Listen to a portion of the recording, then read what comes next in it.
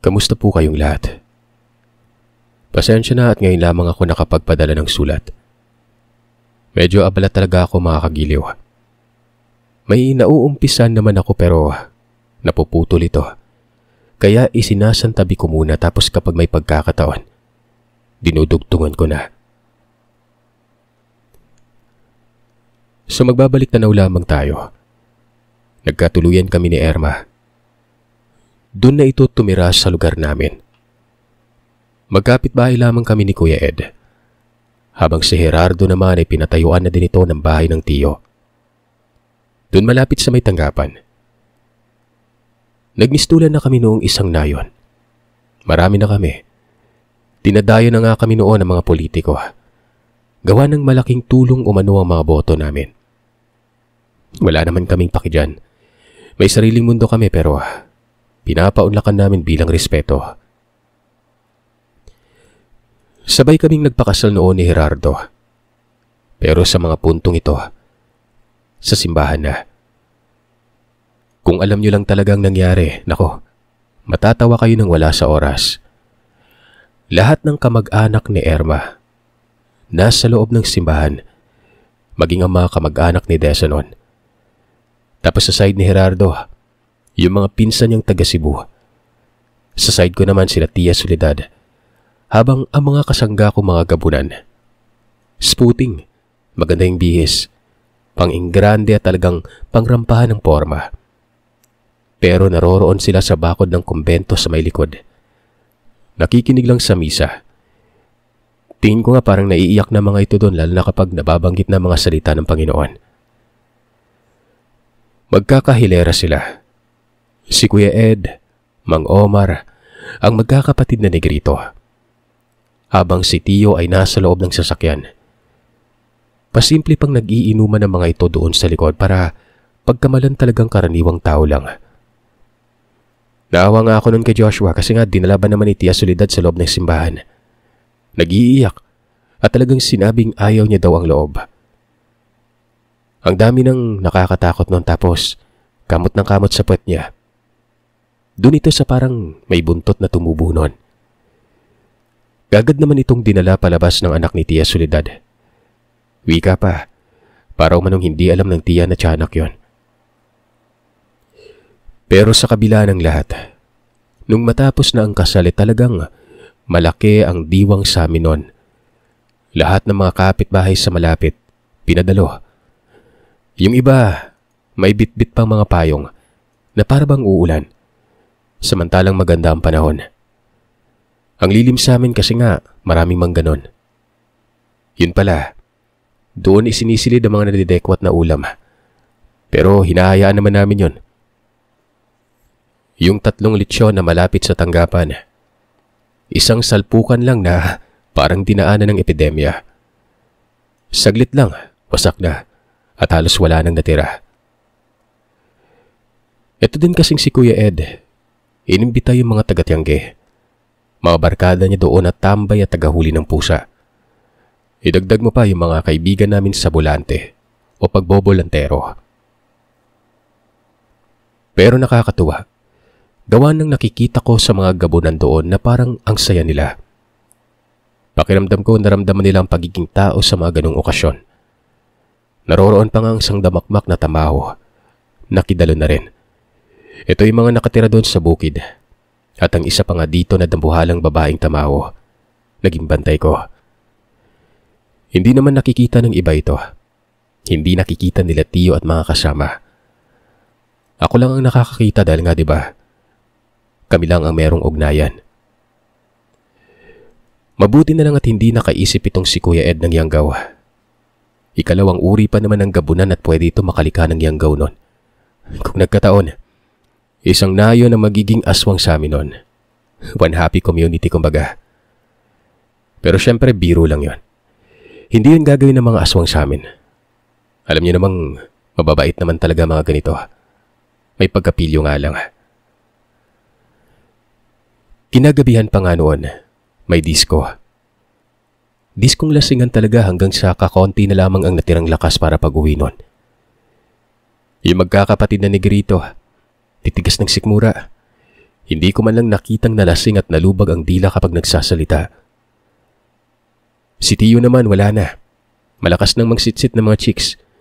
Hindi ko naman yun sinisita kasi nga kahit papano, mawawala yung lungkot niya. Kahit papano, may pagkakataon pa siya makapagbabae. Hindi ako tutol doon. Lahat naman tayo may karapatan, di ba? Pero magpaganon pa man, hanggang ganun lang talaga si Tio. Mas mahal niya kami at ang naiwang alaala ng Tia Socorro. Katagay niya si Bora at Aurelio. Tapos yung mga kasama ni Bora na mga katutubo. Ibang grupo ito. Basta't masaya kami sa gabing yon.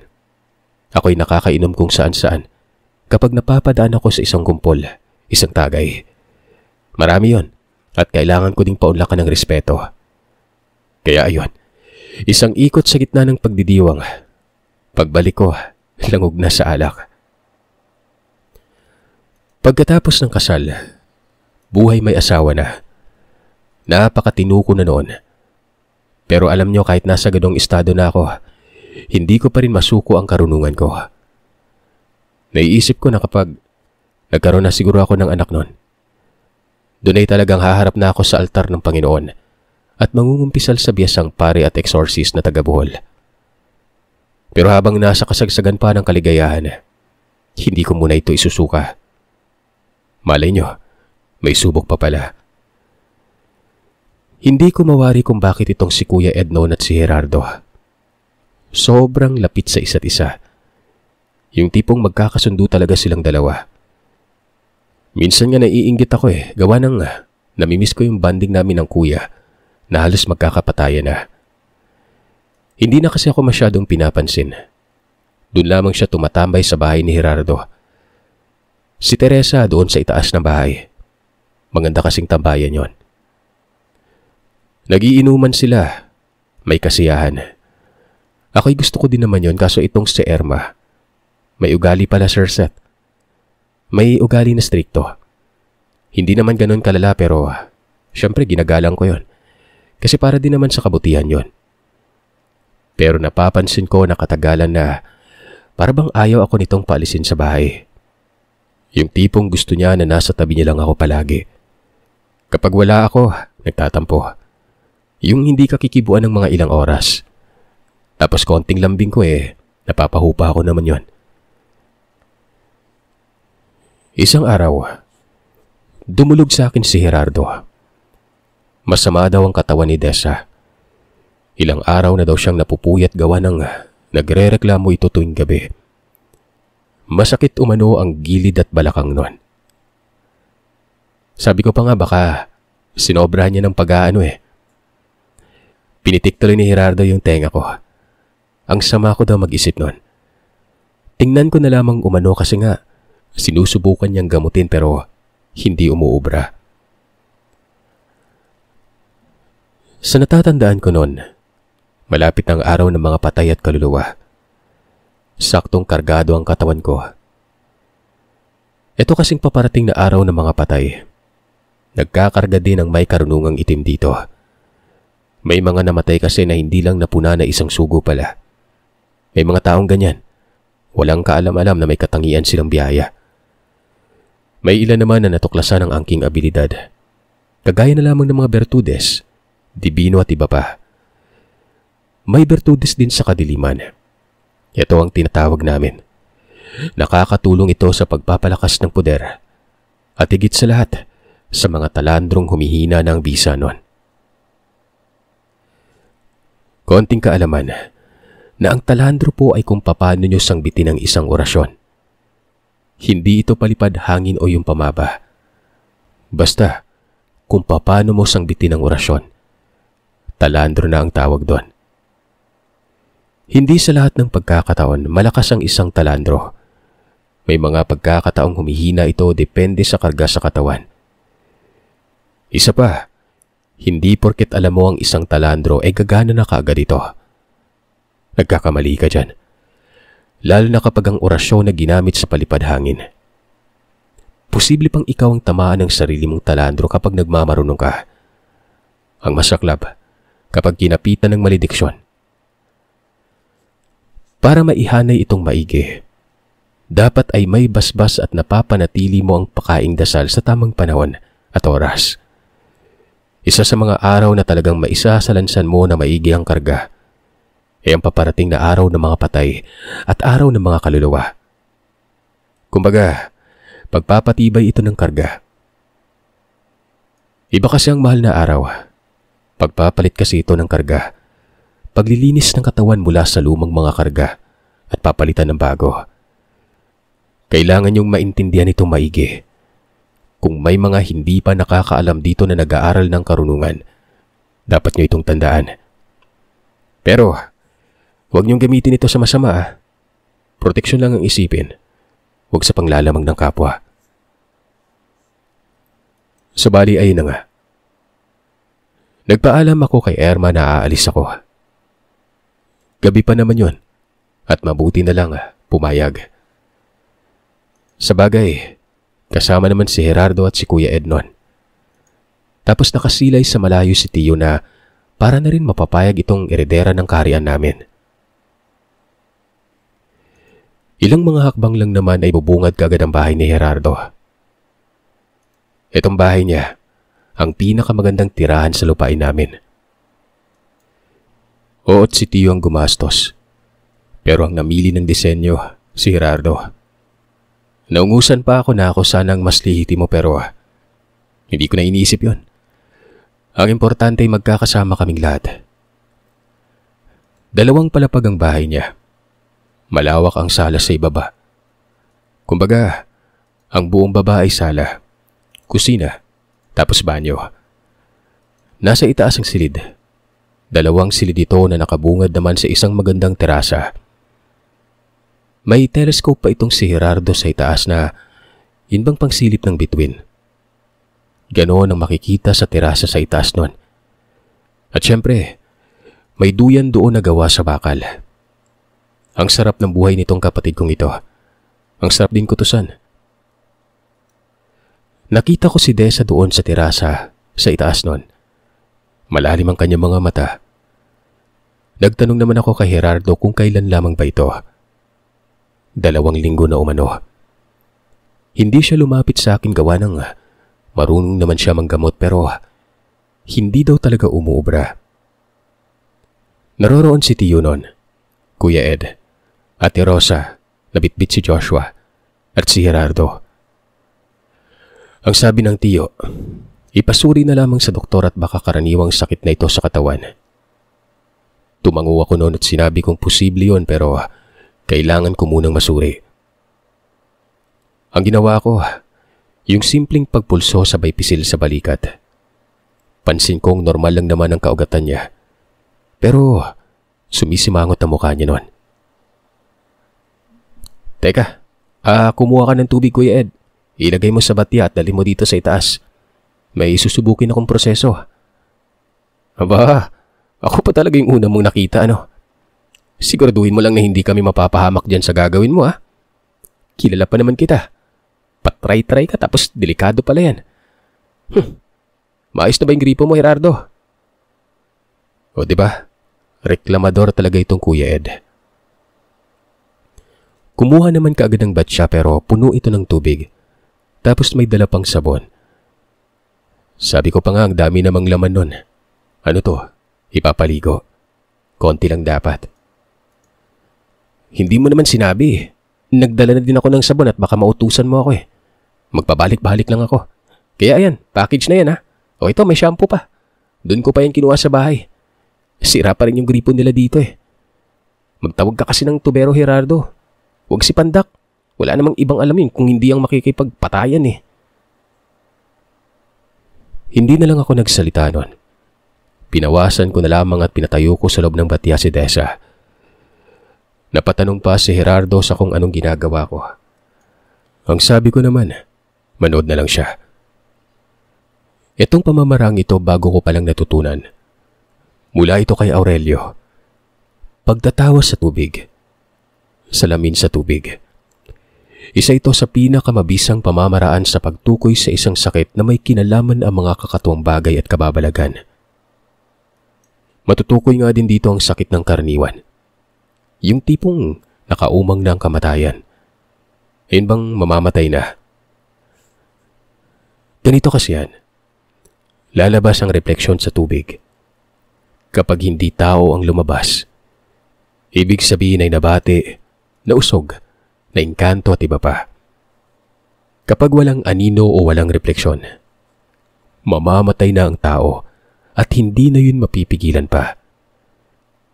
Kapag ibang refleksyon naman, kunwari, nag-ibang figura, kagaya na lang ng naging lalaki o naging matanda o maski ibang tao nun.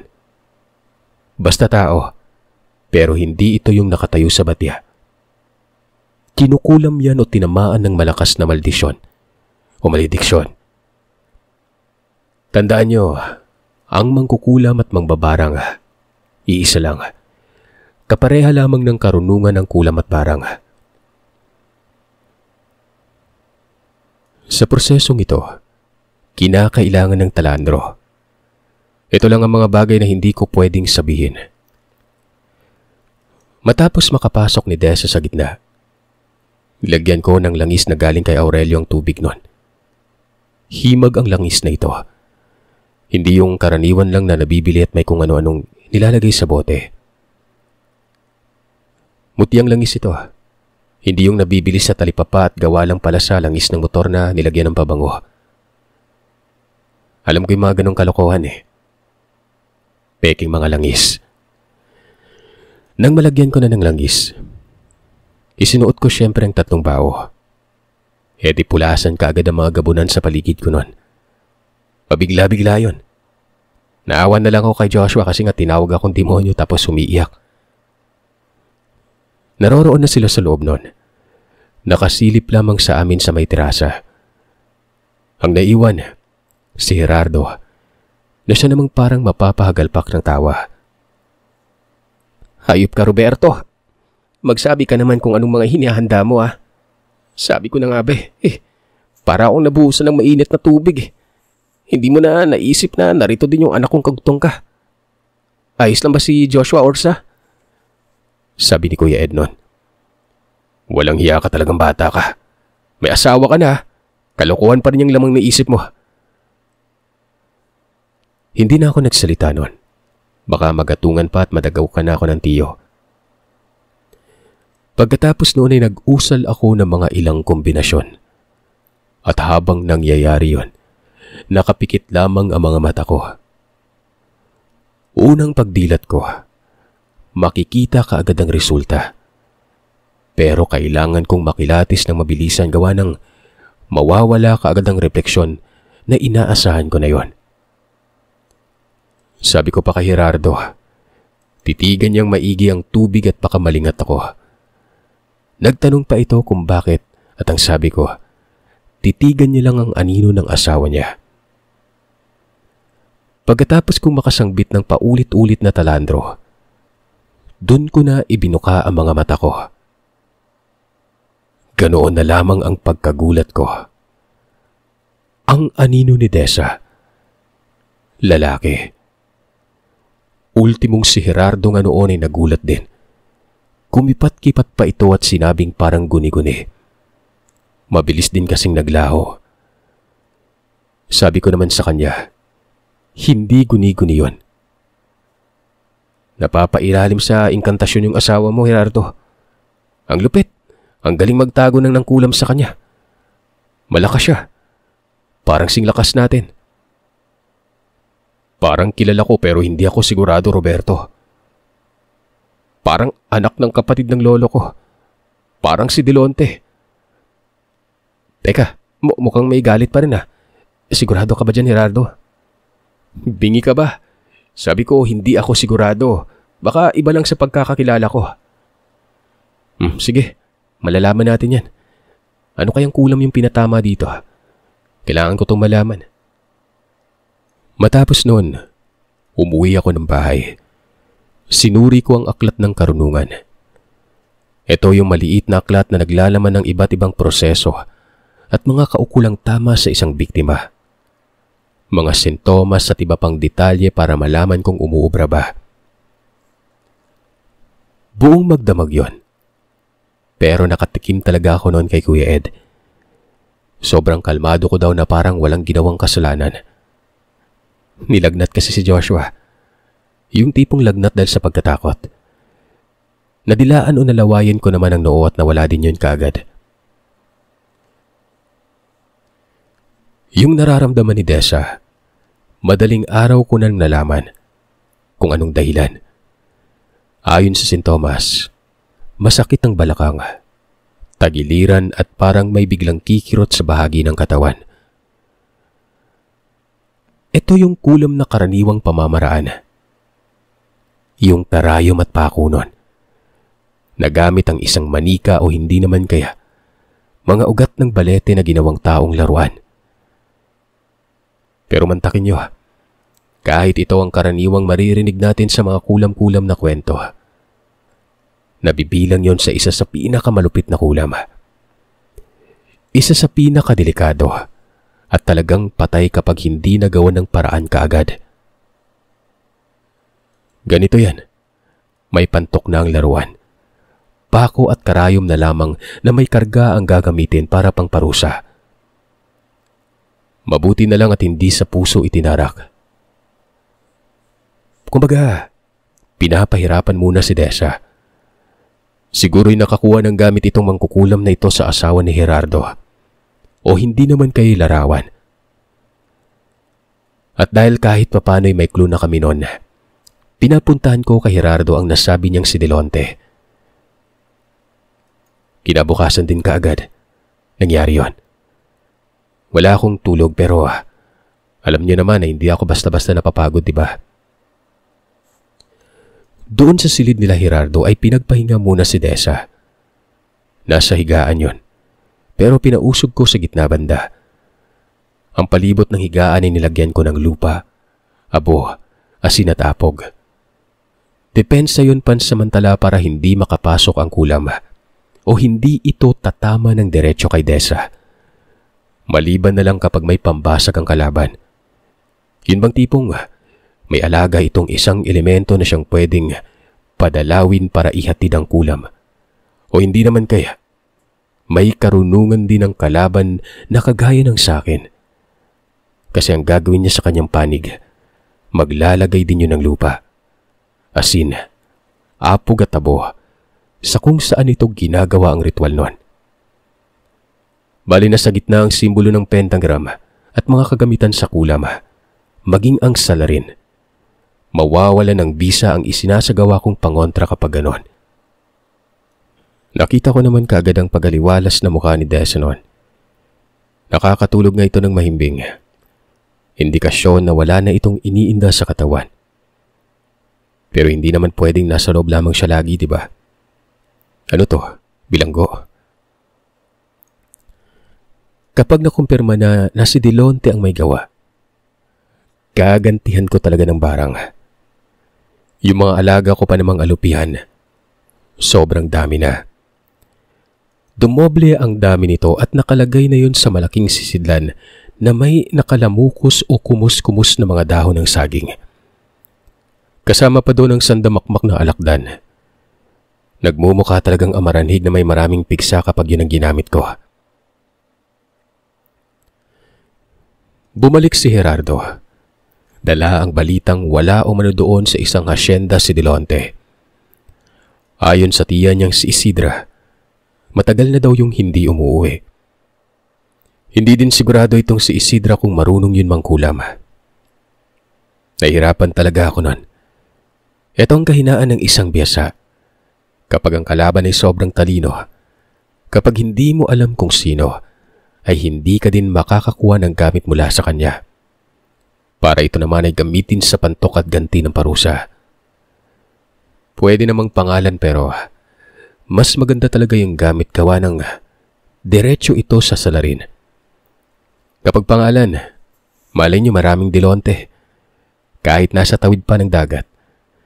Basta ako na ang gumawa ng paraan, tatamaan talaga ito. May iba pang paraan. Yung pagpako. Nasubukan ko na ito pero hindi ko makapit sa salarin ng panggapos. Kaya hindi ko mahuli-huli yon at mapasapi kay Dessa. Ito yung diretsang parusa sana na hindi na kailangan ng kagamitan mula sa kalaban. 3 lang kasi yan. Pwede kang gumante gamit ng pantok kapag nakakuha ng gamit ng kalaban. Pwede mong komprontahin at pwedeng igapos sa katawan ng biktima. O ipapako na karaniwang ng ginagawa ng isang biyasanon. Pero paano mangyayari yon kung sobrang ilap ng kalaban at sobrang biyasa din, diba? Ang ginawa ko, pinapuntahan ko si Aurelio. Si Kuya Ed ang nautusan ko noon. Nagreklamo pa ito gawa ng marami daw siyang kinaasiwaan sa baluarte ni Aurelio. Baka umano mamatay pa siya doon. Pero sabi ko naman, doon siya sa bulwagan dumaan. Huwag sa likod kasi nga doon nakalagay ang mga pangontra. Ang mga biyasang katulad ni Aurelio, may bakod talaga ito sa lugar. Pero sa bulwagan na kung saan ito talaga ang daanan niya at iba pang tao kagaya ng pasyente, wala yon. Gawa ng delikado din ang poder sa tao. Nakakamatay ito lalo na kapag mahina ang espiritual na presensya. Tatamaan ka agad ng kakaibang usog na parang naingkanto nun. Pero parusang bakod palang dahilan. Madali lang naman makilatis kapag may ganon sa isang lugar. Kahit nga kayo, mararamdaman nyo ito. Kapag wari nyo'y nahihirapan kayong huminga at medyo mabigat ang presensya, huwag na kayong tumuloy. Baka himatayin na lamang kayo bigla. Tapos wala na. Baka hindi na kayo magising pa. Ingat kayo sa ganyang lugar, lalo na yung albularyo na may maraming kalaban o hindi naman kayo maraming kagalit. Maglalagay talaga sila ng ganyan para depensa. Ang parusang bakod, parang presensya yan ng lamang lupa o hindi naman kaya aswang. Pagsapit ng tanghali, dumating na sila Aurelio at Kuya Ed. Napapatawa pa ako kasi nga nakikita ko sa mukha ni Aurelio na parang binagyo. Dismayado tingnan at parang galit nun. Hindi ko na pinunapa. Alam kong biyaheng LBC ang naranasan niya kay Kuya Ed nun. Siyempre, ang layo ng lugar nila Aurelio eh. Mapipilitan siyang sumakay kay Kuya Ed kasi naman babiyahe siya ng pasaherohan. May mga galos pa ngayon sa siko na wari ko pa. Dinaan ito sa masukal na lugar ni Kuya. Walang ano-anong tiningnan niya si Desa. Sabi pa ni Aurelio, tama lang daw ang ginawa ko. Ang paglagay ng harang. Pero may mas madali namang paraan nun. Sinabi ko na sinusubukan ko lang mga bagong natutunan ko nun. Mahirap nga ito, Roberto. Mukhang kabisado niya yung galawan dito. Alam na alam ang ginagawa eh. Kilala ka niya. Alam niyang hindi ka biro kalaban. Nagawan niya ng paraan ito para itago ang kanyang sarili. Ano ka mo? Delonte yung pangalan, di ba? Wala naman akong kilalang ganun na bihasa pero pwede naman. Sige, titingnan natin kung hindi ba ito matutukoy. Hindi ko alam ang gagawin niya. Napakaseryoso na mukha ni Aurelio. Aminado naman ako na natakot talaga ito sa akin nun. Kaya itinigil ang pagtugis pero para sa sarili ko, mas malakas pa talaga itong matandang ito sa karunungan. Purong kanan siya na palagay ko. Wala pa akong nakilalang katulad niya na ganon kalakas. Marami kami doon sa bahay. Buong angkan ng gabunan naroroon sa tahanan ni Gerardo. Pero hindi na sa itaas, kung hindi nakikiramdam sa ibaba nun. Si Kuya Ed naman, buhat niya si Joshua. Pinangdidilatan ako nito ng mga mata. Habang si Tio naman, nakabungad sa bintana na waribay. Tatalon ito kaagad palabas ron kapag may hindi siya nagustuhan. Isipin niyo, si Aurelio na yan Iba si Aurelio. Talagang takot ang angkan nila Tio dito. Hindi niya inalis noon ang lupa na nasa paligid ng higaan. Hinakbangan niya lang ito at nakita ko siyang nag-usal sabay kumpas ng kamay. Nakaduro ang daliri niya sa pabilog na lupa na para bang pinapatibay niya palalo ito. Umupo siya sa tabi ni Desa. Tulog si Desa sa mga puntong yon. Nag-abiso si Aurelio na huwag mag-iingay hanggang sa kumuha ito ng garapa sa kanyang sisidlan. Pinahid niyang langis sa kanyang kamay at habang nangyayari yon ay patuloy siya sa pag-uusal. Maya-maya pa, siguro ay nasa 10 minuto, idinampi ng dahan-dahan ni Aurelio ang kanyang palad sa noo ni Desa. Kitang-kita ko kung paano gumalaw si Desa noon. Yung mga daliri niya sa kamay ay biglang nagtikom ang mga yon. Tapos para bang naghiatid ng bagya. Kakaiba ang naramdaman kong presensya na para bang ang daming multo sa bahay na yon. Nagkatitigan pa kami noon ni Aurelio habang ang mga gabunan naman na nasa ibaba. Para bang may masama sa paligid. Biglang sumimangot ang mga mukha nila. Lalo na ang magkakapatid na Negrito. Yung tipong hindi mo mawari kung madudumi ba o nahihirapan lamang sa paghinga. Hanggang sa nagsalita si Aurelio. Isipin niyo, bigla na lang sumabat itong si Desa. Nakapikit ang mga mata. Tulog na tulog pero nagsasalita at sumasagot ng maayos sa mga sinasabi ni Aurelio noon. Nagtanong pa ang matanda sa kung anong lugar ba ito. Sabi naman ni Desa, isang nayon malapit sa dagat. May kasama umano siya, isang matandang lalaki noon. Kilala mo ba ang kasama mo? At saka, bukod sa kanya, may iba pa bang tao? Meron, pero wala silang mga muka. Natatakot nga ako eh. Itong matanda, hindi naman nagpakilala. Hindi ko din alam kung bakit ako napunta sa lugar na ito. May bahay, marami. Tapos ang detalyado lang na tao, itong matandang ito. Yung iba walang mga muka. Parang nananaginip ako. Hindi pa naginip yan, Desa. Buhay ka at naglalakbay ka ngayon. Tinanong mo ba kung anong pangalan ng matanda? Hindi sumagot kagad si Desa na para bang may masakit sa katawan nito. Kasi habang nakapikit ang mga mata, sumimangot bigla ang mukha niya. Hanggang sa nagwika ito ng Delonte o Del Monte. Malabo kasi ng konti. Yun yung nakasulat na pangalan na nakikita ko sa papel sa isang bill sa bahay. Nakalagay lang sa mesa. Baka ito ang pangalan niya. Hindi naman kasi nagsasalita. Hindi din sumasagot. Kapangalan ng sinabi ni Gerardo at Roberto. Delonte nga. Sabat ni Aurelio noon. Napapamura na lamang ako ng mga sandaling ito. Tama si Gerardo. Anak nga ng kapatid ng kanyang lolo. Pero ang tanong, ano ang ginawa ni Aurelio? Maging kayo, mapapatanong di ba? Hindi pa ako nakakita ng ganoon ka nakakamanghang proseso. Sa isip-isip ko, dapat ko itong malaman. Pawis na pawis at galit na galit si Gerardo ng mga panahon na yon. Para bang gusto nitong makapanapak. Napamura pa nga yun eh. Tapos bumaba ng bahay. Ilang saglit lang ay inangat na ni Aurelio ang kanyang palad. Napakakalmado lamang nitong lumapit sa amin. Yung binanggit tumano ni Desa, tumutugma sa pinaghihinalaan naming tao. Nagtanong naman ako sa kung anong ginawa ni Aurelio. Pero hindi ito nagsalita patungkol doon. Ang sagot lamang nito, tugisin si Delonte. Bumaba kami ng bahay. Nagpulasan pa ang mga gabunan doon.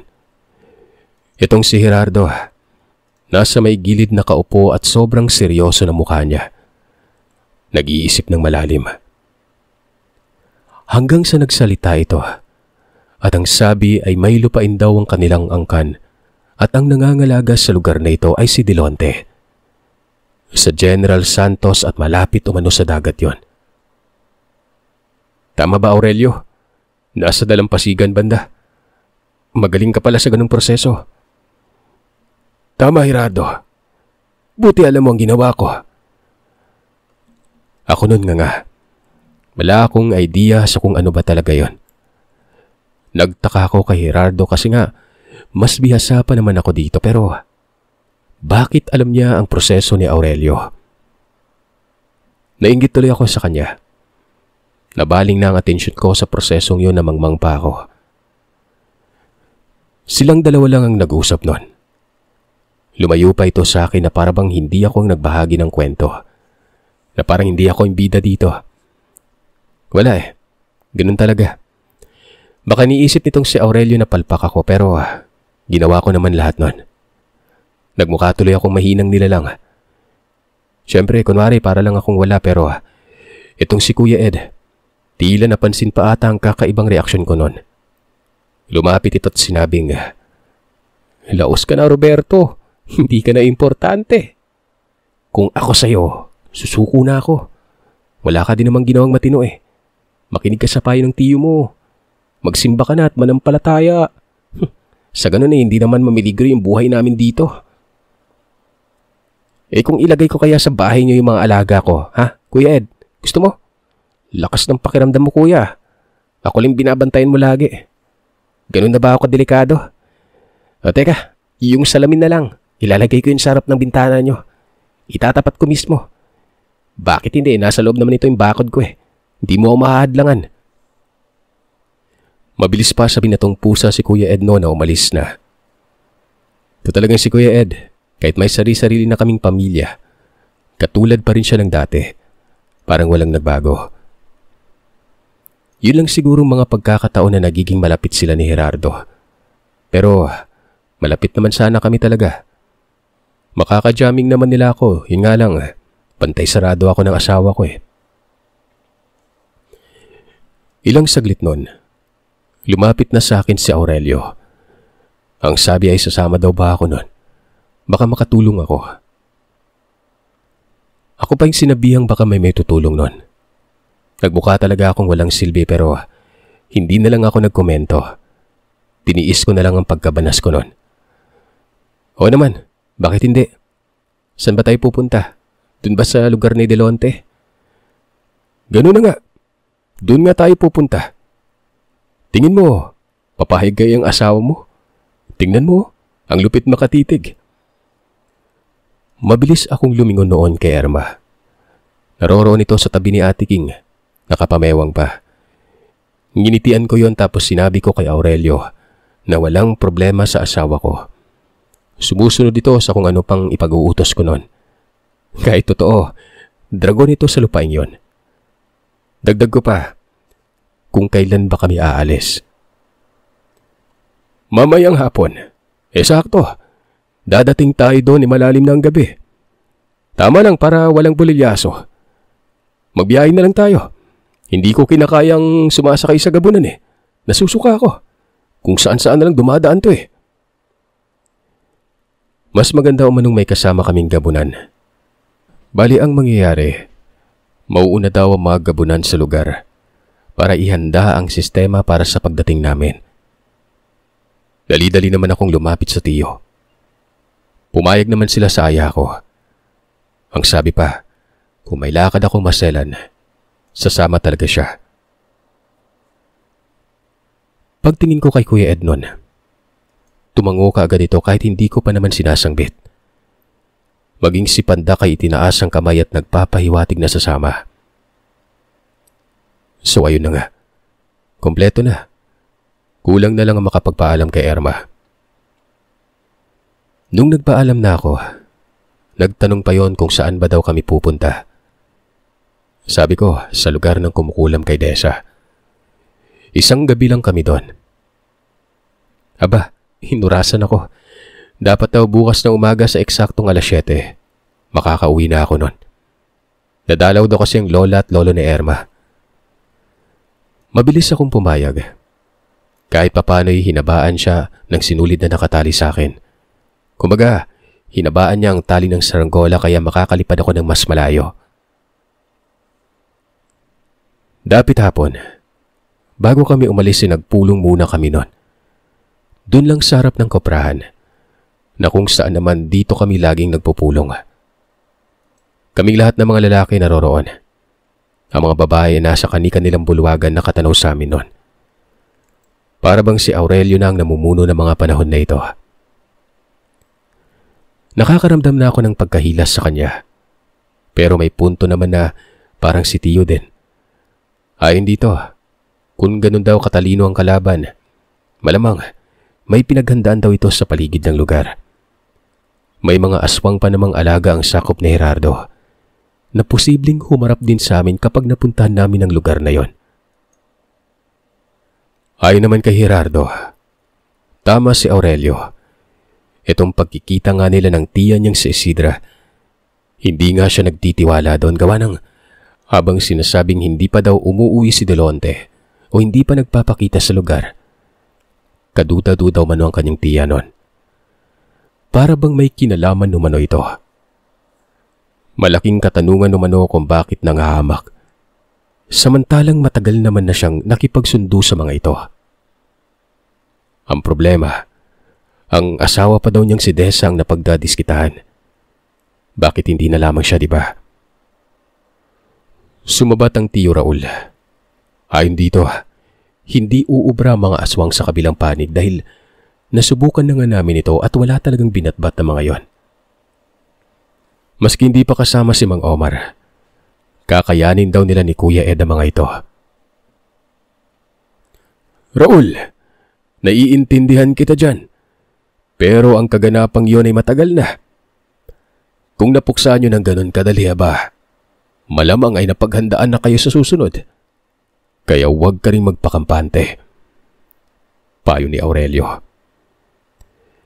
Maya-maya sinabi na ni Tio na gagamitin ang sasakyang pangtabo para makarating kaagad. Huwag na daw gagastos sa pasaheroan o huwag nang magtsatsaga doong mga biyahe.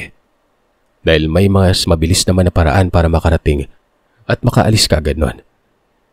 Tsaka hindi na kailangan pang may mauna para magmasid. Sabay na lamang daw kami doon. Tutal ay hindi naman kagad sasabak sa laban. Pagpaplanuhan pa rin ang lahat kapag nakarating na doon. Kaya tumututol siya sa pulong ni Aurelio na may mauuna. Sumang-ayon naman si Aurelio. Sabagay, tama naman daw si Tio Raul noon. Gusto kong sumabat noon. Gusto kong sabihin na iba ang mag-isip ang aswang. Mas bihasa ito sa pagmamasid. Para na rin kahit papano'y mabara ko itong si Aurelio ng pasimple. Nababanas kasi ako dahil may kayabangan talaga itong si Aurelio. Pandak, ihanda mo yung sasakyan. Bibero at yung isa mong kapatid. Bantay kayo dito Orsa, Erma, kayo na bahala kay Desa. Huwag niyo lang siyang palalabasin sa kung saan siya ngayon nakahiga. Mang Omar, ikaw na yung bahala dito sa mga sakop natin. Mungkahin ni Tio Raul. Ayon naman kay Mang Omar, kapag nakaramdam siya ng hindi maganda, asahan na daw namin ang pagdating niya. Pagkatapos naming makapag-usap sa kung ano mga plano, umalis kaagad kami nun. Truck ang pangtabo na sasakyan. Lumang Ford ito na kinalas ang dam sa likod at pinapalitan ng Tio ng rehas. Doon kami sa likod. Ang kasama ko ay si Gerardo, Kuya Ed at Tio. Samantalang si Aurelio naman doon sa harapan. Doon daw siya gawa ng sumasakit ng kanyang rayuma. Gaya ng dati, driver si Pandak. Alam niyo bang itong si Pandak, nakakarating talaga sa tamang oras. May sa pagkademonyo itong mukhang tiyanak na ito. Tansyado niya lagi ang bawat sitwasyon, kung kailan darating. Diferensya lang ng mga minuto mula sa inaasahan. At kapag ito naman ang susundo, ganun din. Yung tipong hindi ka mababagot. Minsan nauuna pa nga ito Habang nasa biyahe noon ay kating-kati talagang dila ko. Gusto kong magtanong kay Gerardo sa kung ano ba yung pamamaraan ni Aurelio. Kaso nahihiya naman ako. Kahit papano, may pride din akong pinoprotektahan. Baka sabihin ni Gerardo na sobrang bihasa ako tapos mangmang pa ako doon. Pero sa hindi malamang dahilan, habang magkatabi kami, Naikwento niya sa akin yon. Hindi niya daw inakala na magaling pala si Aurelio sa tinatawag na astral projection. Kung kaya niyang gawin ito sa ibang tao, paano pa kaya sa sarili? Hindi naman iditinalye sa akin ni Gerardo ito, pero dali-dali kong naintindihan. Napailing ako at sobrang namanghanon. Ginamitan niya ng orasyong pangloob si Dessa. Ang orasyong pangloob ay para sa kaluluwa. Pinalakbay niya ang kaluluwa nito sa astral at kung ano ang hiniling noon ni Aurelio sa isang ritual. Doon talaga tutungo ang astral na yon. Ang pagtukoy sa kung sino ang kumulam. Hindi naman kasi gagana o matutuntun kapag ibang tao ang nag-aastral na walang kinalaman sa pagkukulam o hindi ito yung kinukulam. Kunwari, si Aurelio ang naglakbay. Hindi siya makakarating doon. Maliban na lang sa tinamaan talaga ng kulam. Doon lang lalakbay ito sa presensya ng pinanggalingan ng sumpa. Kaya nalalaman kung saang lugar at kung sino. Sa mga magtatanong kung bakit hindi nakakausap ni Dessa si Delonte. Kasi nga, astral si Dessa. Nasa mundo siya ng mga kaluluwa. Habang si Delonte naman ay nasa mundo ng mga tao doon. Tapos ito pa. Bakit ang ibang tao na nakikita ni Dessa ay walang mga muka? Mga kaluluwa yun ng mga taong nasa lugar. Kaluluwa ng mga residente doon na buhay pa. Si Delonte lamang ang naging malinaw sa kanya. Gawa ng ito naman ang kahilingan sa ritual. Kung nagtataka pa kayo, ipapaliwanag ko pa. Ritual pa rin yung ginawa ni Aurelio kahit ganun lang kasimple. At kaya may kahilingan. Hindi kasi gaganang isang astral kapag hindi ka nang hihingi ng pahintulot sa kabilang mundo. Maraming proseso ang dapat gawin. Pero ganun lang kasimple kay Aurelio. Gaya ng sabi ko'y malakas talaga siya. Maging ang basbas nito at kargay malakas din. Ganun ang kaibahan ng sensya at spiritual, Sir Seth.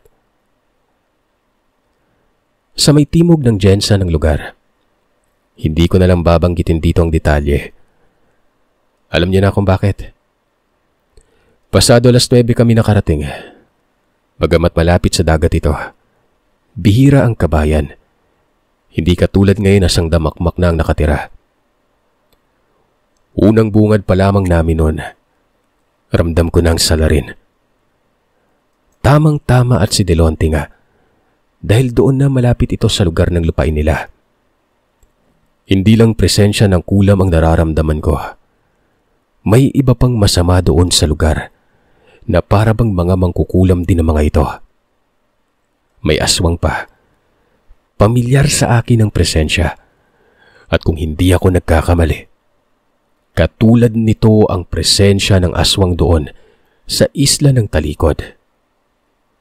Ito yung mga sandaling isinasagawa ko ang huling seremonya sa katabing isla ng Samal, ang Isla Talikod.